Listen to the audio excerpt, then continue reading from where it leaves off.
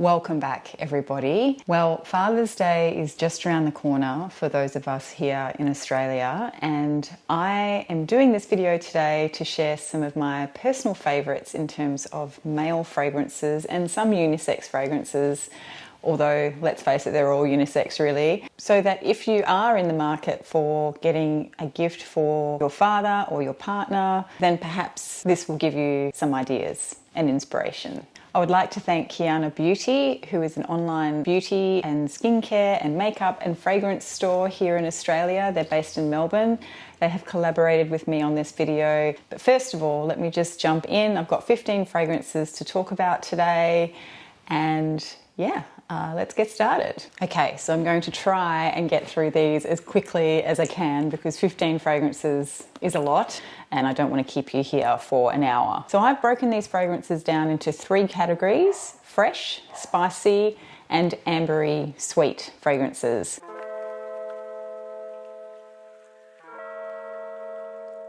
The first category is fresh, and the first fragrance I'm going to talk about in this category is Homme Cologne. This is a really beautiful citrusy, musky, slightly floral scent. To me, it smells like homemade lemonade. It's got a real tartness to it, but it's also just really subtly sweet. It's so refreshing. I really love this one. This is one of my favorites from the line. My favorite being the Homme EDT, which is now discontinued, followed by the Homme Intense for winter, but then this is my summer pick. It's just beautiful. It smells good on Matt and it smells good on me, so I wear it as well. The next one I only have a travel size of, but I have 3 travel sizes of this, and when those are gone, I think one of them has already been used up, and when they have all gone, I will be upgrading to a bottle. This is Pacific Rock Moss by Goldfield and Banks. This is probably the only aquatic scent that I actually really like. I think I've said many times I'm not big on aquatic scents because to me they either smell like stagnant water on my skin or they smell really fishy and seaweedy if they're marine sort of aquatic scents. But this one does not do that on me. And to me this smells a little bit aromatic, but mostly it smells like a fresh, watery, salty sea breeze. Just that really clean ocean smell without the, as I said, without the seaweedy, fishy undertones. It's really refreshing, I think quite unique. As I said, it's the only aquatic scent that I've ever tried that doesn't go muddy or fishy on my skin. So I actually really enjoy this one. It's really beautiful. There's a slight sweetness to it, but it's not sweet. It's just fresh and clean. The next one I'm going to talk about is one from Histoires de Parfums, and this is 1873. Another travel size, which I love. I love it when houses provide fragrances in smaller formats. This one has a wonderfully bright citrus opening, and it's more than just lemon and bergamot, which are in there, but it also has tangerine and lime. So there's like a whole fruit salad of citrus in this fragrance. And you really get that in the opening. It's really bright, really fresh, really zesty. What I like about this fragrance is that it has a little bit more body than, say, a cologne or an aquatic fragrance. It has florals in the mid. I think there's lavender. In fact, I think I get a lot of lavender in this one. There's also violet and a couple of other florals. But interestingly, it has vanilla and caramel in the base, which does give it some sweetness, but the caramel and the vanilla are not overdone. But what they do seem to do is almost give it kind of an ambery vibe, but it's so light and subtle that it just aids to give the fragrance a bit more body and a bit more depth without going into full amber territory. So that one is really interesting. I really like this one. The next one is no stranger to us here in Fragcom. This is Zaharoff signature pour Homme. This is for the man who likes to smell fresh, but also quite formal. From this, I get a lot of the lavender, especially in the opening. It's very fresh and sort of lavendery in the opening. It has a bit of that barbershop vibe, you know, the shaving cream kind of thing happening. But it's almost like it's a little bit clipped in the sense of it still feels kind of formal and not doesn't go into the too casual territory. When it dries down, I get more sort of spicy, woody nuances, and for that reason, I sort of struggled to decide whether to put it in this category or the next category. But because it still retains that uplifting, fresh zestiness throughout the fragrance, I decided to keep it in the fresh category. There is, I think, an ambery base in here, but again, it's quite subtle and quite light. There's a hint of sweetness, but it doesn't go sweet by any means. I would say this is more zesty and fresh still. This is very manly. This is really nice. This is a very elegant man in a bottle. No list for fresh fragrances that a man can wear would be complete without including 4711. This fragrance holds a bit of a soft spot in my fragrance wardrobe because it is the first fragrance that I ever was given. Not this particular bottle, of course, but yeah, the first fragrance I ever owned. So this range has been expanding quite a bit in recent times, I think, or maybe not so recent times, but I've only really just been noticing on the market, particularly accessible to me, other flankers that have that are focused around different citrus and spicy notes, which all sound lovely, of course, but I still only have the original cologne, and I still think, you know, this is the one that I would prefer over all of them, although I have not tried them, so I can't really say that for sure. This is citrusy, spicy and aromatic, very affordable, and it's just a clean, uncomplicated classic fragrance, and I think every man should have this in his wardrobe. And last but not least in this category is Dior Eau Sauvage EDT. Full disclosure, this bottle was sent to me by Kiana Beauty as part of this collaboration, and I chose this scent because it was one that I already had my eye on, because I'd heard that it was very fresh and zesty and herbaceous, and it is. And particularly as we are coming into spring and summer, I just thought this would be a better choice that both Matt and I could enjoy. This opens with a blast of zingy, lemony, herbaceous notes, and I really get the basil in this in the top, and also the cardamom. The opening sort of reminds me of a lemon tea actually, and my only disappointment with this fragrance is that beautiful zesty opening is quite fleeting, and with an hour or so it's really dried down to a skin scent that is very dry vetiver dominant, but still very easy wearing and classic. As it dries down further, it develops a really beautiful, creamy, woody base that kind of has that your skin but better kind of vibe, but with very much a masculine edge to it. So I guess it's a my skin but better scent for men. Longevity is not the best, as I said, but this is a very easy wearing scent in summer, and it would work very, very well on hot days. It does lean masculine, but at the same time, it's not too masculine. I could get away with this. And whilst this is officially going to be going into Matt's fragrance wardrobe, I will be stealing it on the really hot days in summer. Kiana Beauty have very graciously offered me a discount code for my viewers here in Australia. 10% off your first purchase using the code Cherie. I do not earn a commission from any of the sales made with this code. This is really just for you.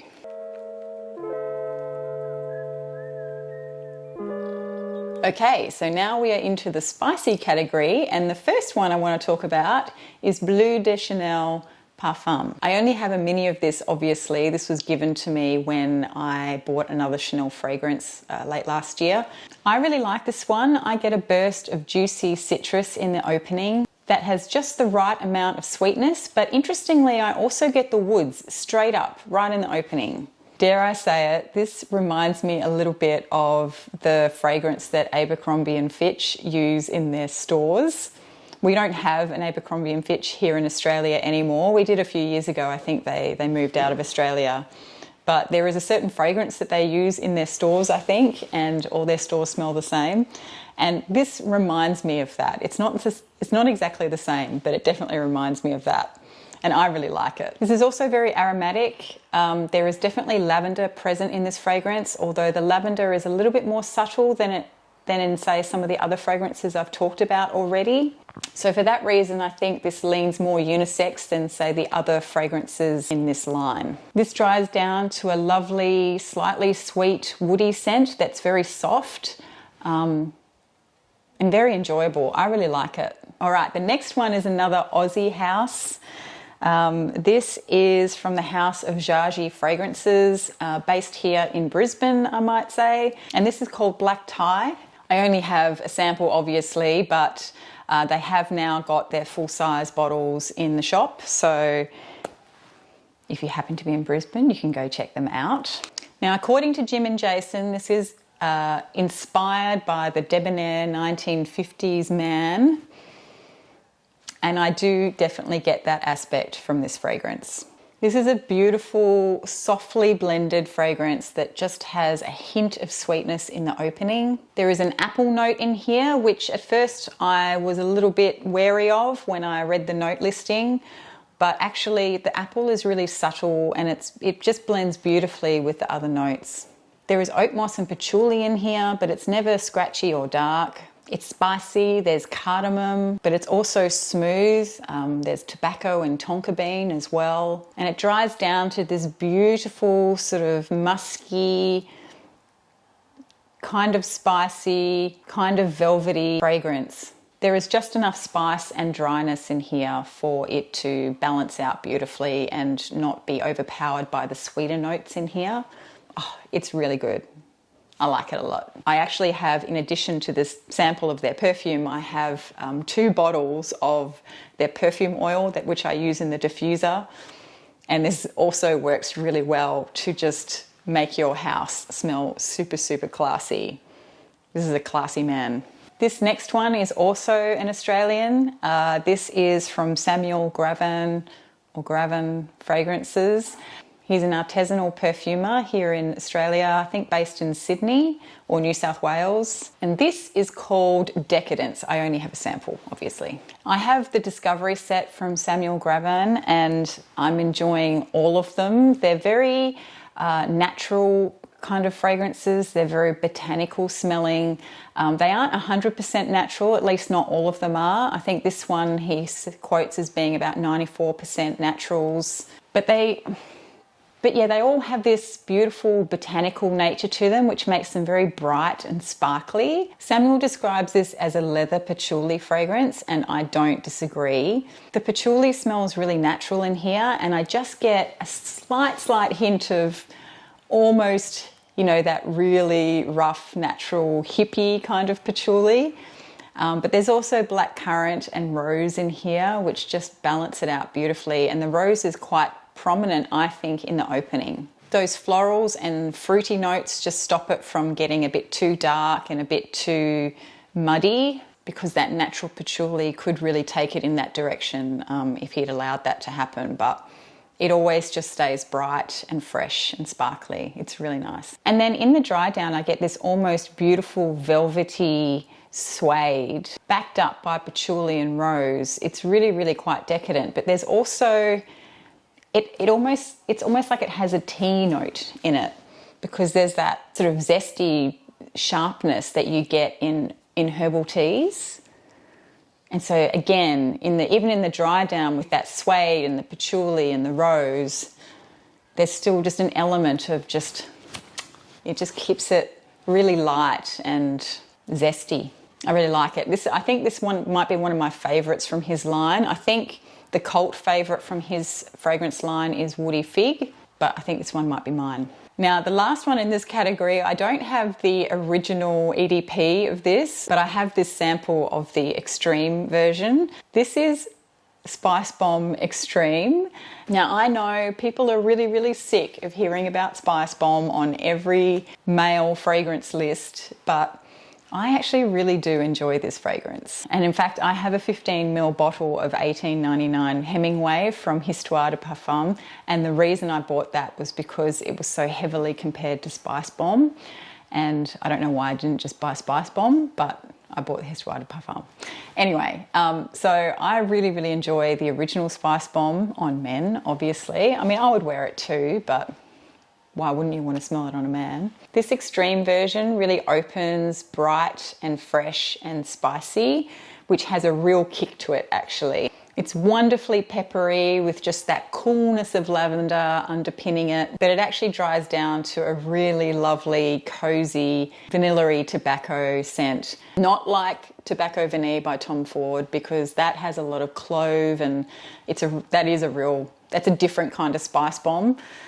This one dries down just to be a really easy wearing vanilla tobacco scent. It's beautiful. I really like it, and I wear this one. I haven't let Matt wear it yet, so I may end up getting a bottle of this actually. I really like it. So there you go, Viktor and Rolf Spice Bomb Extreme. Bet you weren't expecting that one.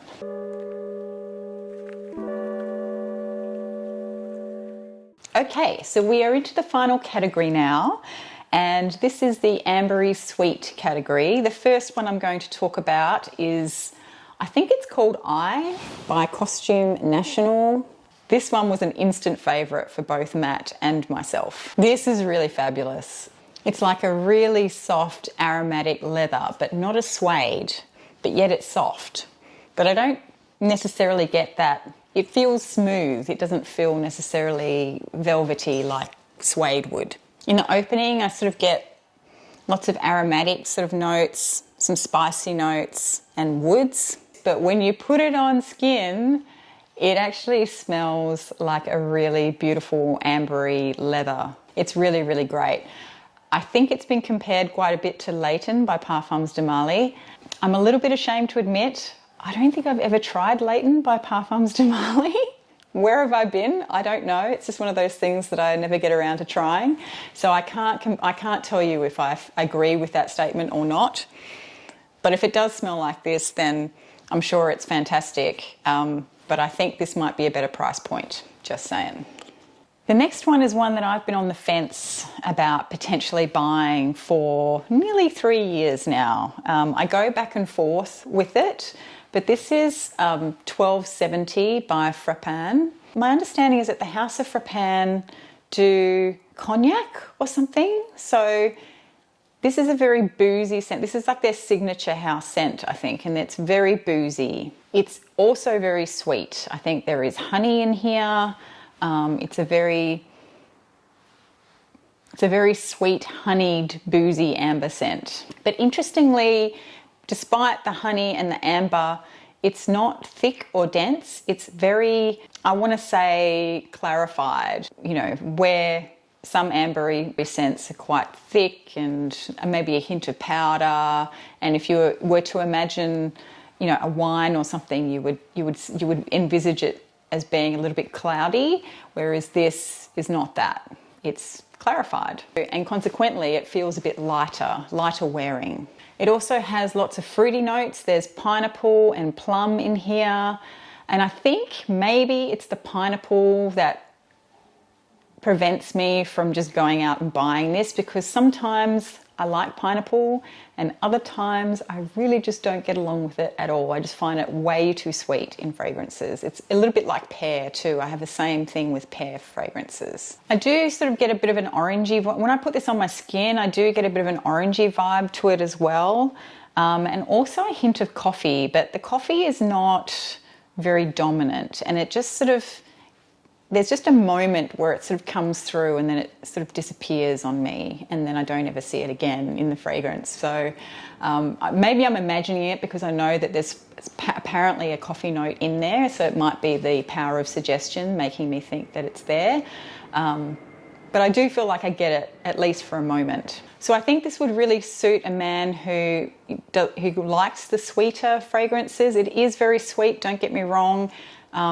Be under no illusions. This one, whereas in the other fragrances I've talked about them being sweet but it being balanced, I think this one actually does go into sweet category, and it is very boozy. So if he likes boozy and he likes sweet, then this is probably going to be a winner, but just be aware it is very sweet. The next one is possibly my favourite in this entire list at the moment. I've been wearing this for the last few days myself. This is Ambar Delser by Carner, Barcelona, and I'm going to spray it on my hand because I really like it, and I'm going to wear it today again. Oh, This is a really great amber scent. This could possibly pip Grand Soir at the post for me in terms of my one of my top favourite ambers, or at least be on equal footing to Grand Soir. I really love Grand Soir. I think it possibly is my most favourite amber scent in my collection. This one is giving it a run for its money. This is quite different to Grand Soir. I think Grand Soir opens with a lot more brighter, zestier, spicier notes. This goes more into resinous myrrh territory. So this smells a little bit churchy, a little bit more sticky, a lot more dense, a lot more powdery. It's just amazing. So as I mentioned, I definitely get lots of myrrh from this. There's labdanum in here, which obviously because it's an amber fragrance, but I find that the labdanum is quite prominent as well. It opens quite sweet, but I find that on my skin, as it dries down, it becomes a little bit more earthy, and that sweetness really tones down. I find that even though I get that earthiness coming through, it's still quite resinous, but there's just like a hint of almost dustiness about it, which gives it even more of a churchy vibe, really, when you think about it. The kind of churches that I imagine when I'm smelling this are like really old churches, maybe in Spain or something, and there's dusty corners and they're really, really old and centuries old. So that's kind of what I get from it. This is definitely for the man who likes the bigger, kind of denser fragrances, and would probably suit someone in winter. So if he really wants something for the winter months, because in Australia I think this might get to be a little bit too much in the summer, but definitely would be fantastic in the cooler weather. The next one is a little bit different. This is Nerotic by Laboratorio Olfattivo. I'm just going to start by saying that this is a very sexy, addictive scent. It's smoky, but not campfirey, and it kind of has like an acridness to it without being offensive or unpleasant. I don't know what they've done, but it smells amazing. I think this is primarily a leather-based scent, and the leather in here it smells smoky but not burnt, if that makes any sense. It has a hint of sweetness, but it's also aromatic and woody, but it's kept light and sort of a little bit airy through the use, I think, of fruit notes such as red berries. There's a red berry note in here, which is really super interesting to have that in combination with this smoky dark leather. Eventually it dries down to this beautiful ambery veil. Again, it's an ambery scent, but it's not heavy. And you always have that hint of smoke coming through, that hint of smoky leather. It's just incredible. It's so addictive. I think what I really love about this fragrance is that although there's smokiness and leatheriness in here, and they are the stars of the show, they're not overpowering. They don't overpower everything else. And I mean, I think I've said many times that I'm not a huge leather fan in fragrances, but this one is really, really stunning. And it's so beautifully balanced. I don't understand personally why this one is not talked about more. It deserves more love. And it deserves a full bottle in this household once this decant is used up. And then last but not least, I also have a sample of Silky Woods by Goldfield and Banks. Now, I'm sure you've all heard plenty about this one in recent times because it's a fairly new release and it's been getting a lot of airtime. Basically, this is for the man who likes woody vanilla scents, because I get lots of wood. I think there's oud in here, but it smells woody to me. The vanilla is not too much, although when you first spray it on, the vanilla is quite bold. And it does smell like a really natural sort of vanilla. But I also get a leatheriness in this as well. Again, it's quite subtle, it's beautifully balanced, so it doesn't overpower the rest of the fragrance. There's just enough leather in there to give it a bit of texture and a bit of oomph and a bit of body. And yeah, the oud in here is very dry and clean and woody. Overall, I think this is a really classy, sophisticated woody vanilla scent. Not overly sweet at all. It's really, really good. I'm surprised. I'm surprised I like this as much as I do, actually. All right, so there you have it. I have had people asking me to do more male fragrances, and so I think this is the start of that trend for me on this channel. I would just like to thank Kiana Beauty again for collaborating with me on this video. I have shopped with Kiana Beauty a couple of times already throughout the last 12 months. They always package everything up very nicely. There's always a little handwritten note in there.